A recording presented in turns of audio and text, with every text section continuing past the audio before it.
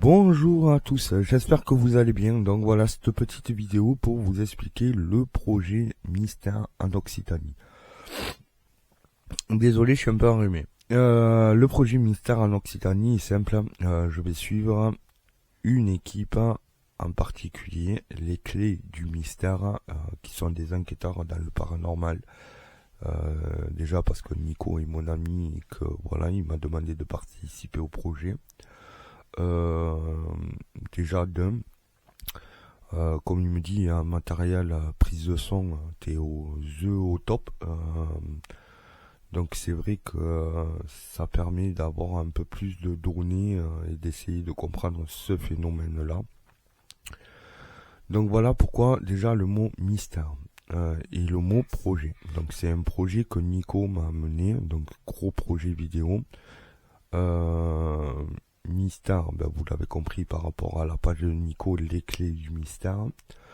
En Occitanie, ben parce que voilà, il y a aussi David d'STV Game Paranormal qui participe au projet et on y habite tous en Occitanie, donc forcément, et puis c'est des lieux qui vont être en Occitanie. Donc voilà, le titre, pourquoi projet mystère, le projet mystère en Occitanie sur mes un titre de vidéo. Une autre explication toute simple, voilà, entre guillemets, même si je participe aux enquêtes paranormales, je vais le faire sur un format vraiment documentaire. Ma chaîne est sur du format documentaire, donc je vais rester vraiment sur ce mode-là de format qui est très long au montage. Puis il n'y a pas que le montage, il y a toutes les prises de vue aussi qui sont hyper longues. Style les interviews, préparer les interviews, tout ça, c'est du journalisme et du documentalisme. Et ça fait partie des documentaires, donc forcément c'est très long à préparer. Il y a déjà une vidéo là qui est en cours de préparation, il ne me manque plus que l'interview de Nico, en sachant qu'il y a eu pas mal de phénomènes. Moi sur ce premier lieu où on est retourné, Nico, je crois qu'il est à sa 13e enquête là-bas. 13e ou 14e enquête, moi ça sera ma 12e. C'est la première fois de ma vie où je me fais même attraper le doigt. Je me suis fait attraper le petit doigt.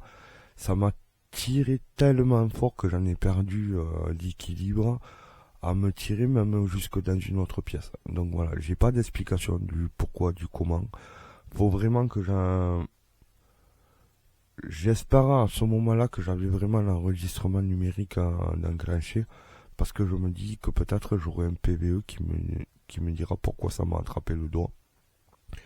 Je n'ai aucune explication. Malheureusement, on l'a pas filmé. Parce que déjà, on était tous en groupe et on était au niveau du QG. Donc voilà, mais bon, tout le monde a bien vu.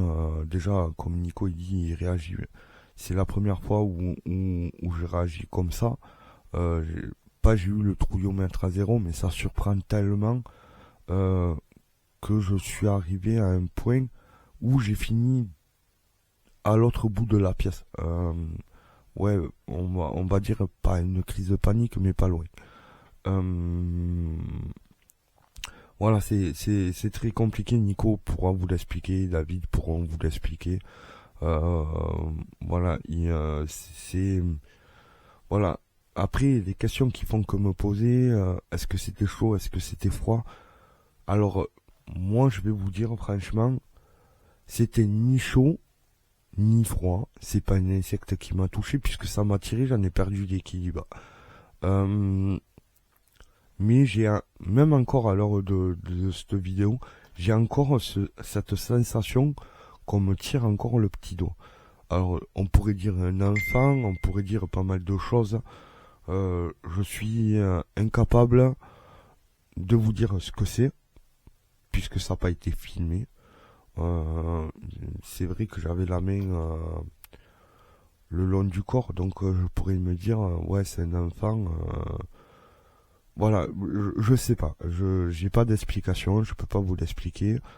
Euh, Même encore à l'heure d'aujourd'hui, j'essaie de réfléchir, j'essaie de trouver quelque chose de rationnel dans l'irrationnel. Alors là, c'est compliqué. Là, je crois qu'on on part dans la philosophie. Voilà, j'essaye de comprendre de ce qui m'est arrivé et je n'ai toujours pas d'explication. Je sais pas ce que c'est, mais sûr, c'est pas un insecte qui m'a touché. Déjà, un insecte, si ça vous touche, ça vous tire pas le doigt, quoi, et pas en perdre l'équilibre. Voilà, je pense que j'ai fait le tour entre la présentation et les premières données de la vidéo qui va arriver. Sur ce, ben écoutez, je vous embrasse hein, et n'oubliez pas de vous abonner, voilà, tout simplement, lâchez un like. Ce qui consiste vraiment les commentaires, donc à partir de maintenant là, parce que les derniers commentaires que j'ai eus, ils étaient vachement agressifs.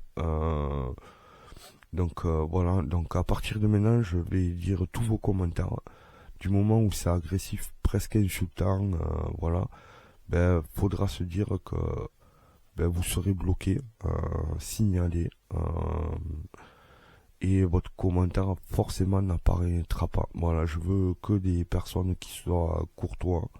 Voilà, on n'a pas besoin d'agressivité, que ce soit dans le milieu juridique. Voilà, si les gens ne comprennent pas la présomption d'innocence, ben écoutez, vous achetez le code pénal et vous apprenez à le lire. Tout simplement. Vous allez voir un avocat qui vous expliquera peut-être le code pénal. Je pense que j'ai fait le tour. Et ben voilà, je vous souhaite une excellente semaine vu qu'on est en début de semaine. Allez, bisous, ciao ciao.